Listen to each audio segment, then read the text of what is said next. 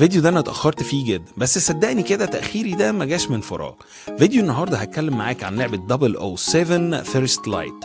لايك وشير وسبسكرايب. معاك منتصر من جيمز ارك، وتعالى كده اقول لك اللعبة دي عاملة ازاي، وكمان في مفاجأة في اخر الفيديو هتعجبك قوي. يلا بينا.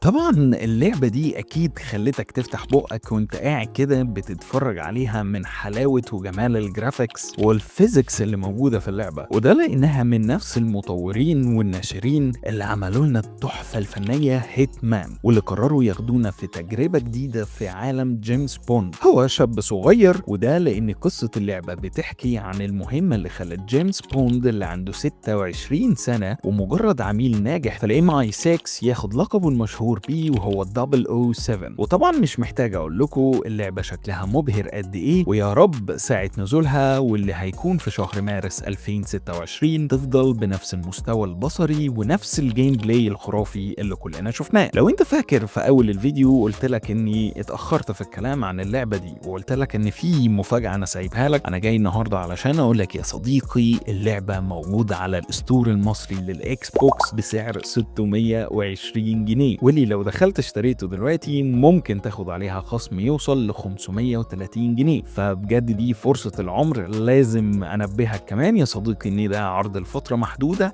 حاول تلحق ان انت تاخده. ما تنساش ان سعرها على البلاي ستيشن $70، يعني لو اشتريتها على الاكس بوكس كأنك جبتها ببلاش بالظبط. وبكده يكون خلص الفيديو. مستني منك لايك وشير وسبسكرايب. كان معاك منتصر من جيمز ارك. سلام.